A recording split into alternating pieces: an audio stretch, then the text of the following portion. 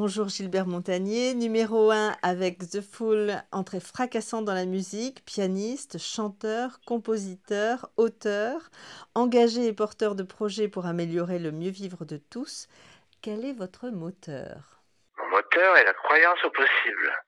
Mon moteur est que, voilà, depuis tout petit d'ailleurs, avant que le public me connaisse, disons, je pense que c'était comme ça. C'est-à-dire que depuis le début de ma petite enfance, en étant prématuré à 5 mois et demi, j'ai voulu me battre dans cette couveuse où j'étais seul avec, à l'époque, les parents ne pouvaient pas venir, donc je les entendais pas du tout, hein, donc j'étais vraiment isolé. Mais c'est cet isolement qui m'a construit. On me donnait peu de chance de survie. Je me suis toujours donné les clés des portes du possible. Je pense que c'est très important de croire au possible. Sinon, c'est pas possible. C'est simple, hein. C'est une jolie expression en plus.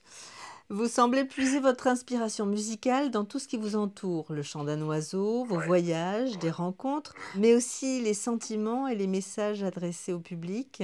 Believe in me, besoin de vous. Ouais. L'amour, la vie et la liberté sont des forces. J'ai une devise qui est mienne, c'est que tout le monde est différent et important.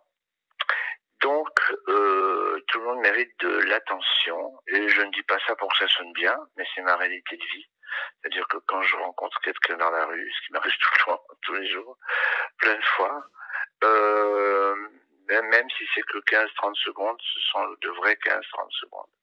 C'est pour ça que tout public est important. Là, on revient de l'île de la Réunion, très très beau concert, grâce au public. Sans la qualité du public, évidemment, ça ne peut pas être un concert à son apogée.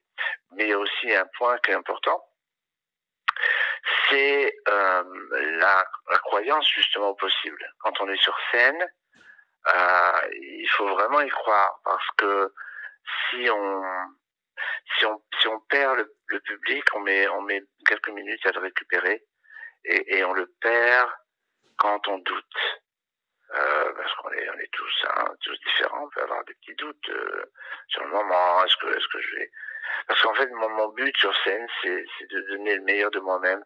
Et à ce titre, je veux dire que je suis très heureux, vraiment, de revenir dans cette salle, la Palestre, parce que j'ai bien aimé, hein, j'ai bien aimé l'acoustique, j'ai bien aimé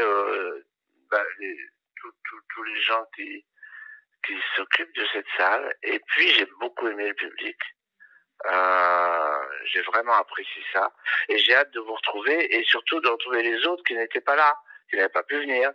Et donc, voilà, rencontrons-nous parce que c'est une de mes, c'est une des grandes chances de ma vie d'être public depuis 52 ans.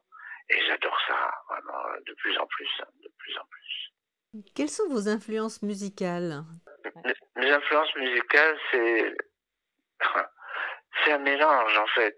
Moi, je suis né à Ménilmontant, à Paris, quartier populaire dans le beau sens du mot. Ce n'était pas un quartier défavorisé parce qu'à l'époque, on n'avait pas cette notion de quartier défavorisé. Je comprends même pas moi ce que ça veut dire parce que je pense qu'on se défavorise nous-mêmes aussi dans le sens où, alors on va y aller. Moi, en tant que finalement situation handicap, j'aurais pu me penser défavorisé. Défavorisé de quoi? Pas du tout. J'ai toujours pensé que j'avais mon propre moi à apprivoiser et mon sens de la communication vers les autres. Donc, né à Ménilmontant, quartier d'Édith Piaf, Maurice Chevalier, j'aime justement beaucoup Édith Piaf, voilà. J'adore Édith Piaf. J'ai assisté quand j'étais môme, j'avais 12 ans, à la plaque apposée rue de Belleville, euh, en hommage à Édith Piaf. Et ça m'avait frappé parce que tout le monde dans le quartier, visiblement, parlait d'Édith. Et puis, surtout que dans ce quartier, il ne venait jamais personne de, entre guillemets, célèbre.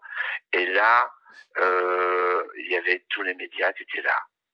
Et je m'en rendais bien compte, les voitures, imaginez, à l'époque, il fallait des moyens incroyables. Il fallait des voitures, des grandes antennes, des trucs.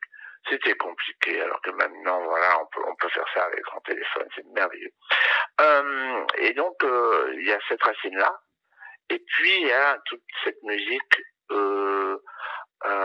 américaine, la soul music, la Tamla Motown, the Supremes, the Four Tops, the Marvin Gaye, The Wonder, Ray Charles, qui m'a ouvert les portes du possible, d'ailleurs, lui aussi. Parce que à l'époque, par Louis Braille, je voudrais quand même rappeler à vos auditeurs que Louis Braille est français, ça se sait pas beaucoup. On fait peu de choses autour de Louis Braille, c'est un petit peu une honte, dans le sens où c'est un mec qui a quand même créé notre écriture à nous, qui est la seule écriture sensuelle et internationale. Voilà. Donc, ceci étant dit, j'adore la musique américaine, oui, c'est vrai.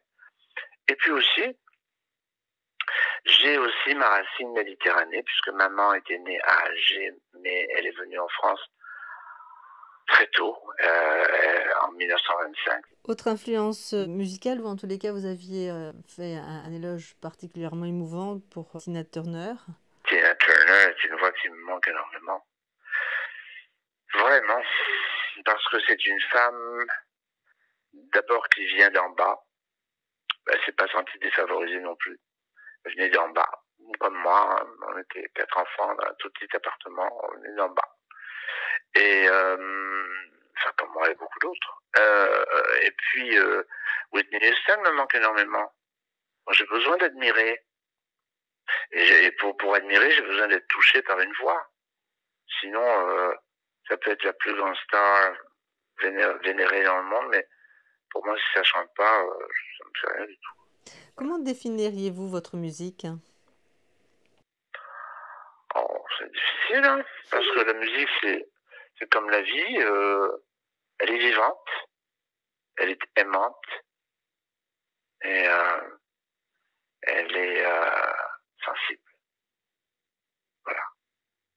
Je me suis jamais posé la question, c'est amusant. Hein. Non, voilà. Elle est vivante, elle est aimante, elle est sensible. Et quelle identité? Vous parliez tout à l'heure de rhythm and blues, de rock, folk. Il y a plusieurs influences. Évidemment, parce que la vie n'est pas une ligne droite. La vie est faite de plein de petites sinuosités. Mais c'est intéressant, les sinuosités. J'aime bien. Ouais. Donc c'est très large. C'est en fait mon but à moi, c'est de donner du plaisir, parce que c'est la seule façon que je puisse en prendre déjà. Et j'adore, oui, j'adore voir que c'est incroyable. Quoi. Depuis 52 ans, j'ai beaucoup de témoignages tous les jours dans la rue de gens qui me disent que je leur fais du bien. Alors ça me touche beaucoup. Quelle est votre relation au chant? Je trouve que chanter, c'est quelque chose de naturel. Moi, je peux chanter à n'importe quelle heure. J'ai jamais pris un cours de chant de ma vie. Je chante comme je vis, comme je respire. Et vous pouvez me mettre à l'épreuve, je peux chanter à 8h du matin, ça ne pose aucun problème. Vous avez publié plusieurs ouvrages, dont plus récemment un livre pour enfants. Oui, j'ai adoré ça. Ça s'appelle Luna Ciel. C'est un personnage que j'ai imaginé depuis assez longtemps et j'ai eu un très bel accueil du public et des enfants. Et d'ailleurs, puisqu'on parle d'enfants, je suis sur un projet, là, enfin, c'est pas un projet, je suis en train de le faire. Ce sera des comptines pour enfants. Il y aura 5 comptines que tout le monde connaît, et puis 5 originaux que je viens d'écrire. Et c'est des petits enfants, là, de 1 an à 3 ans. Et ça me plaît beaucoup. Ça me plaît beaucoup parce que j'ai toujours, je pense, conservé un certain côté enfant. Je trouve que les adultes les plus détestables sont ceux qui feignent d'oublier qu'ils ont été des enfants.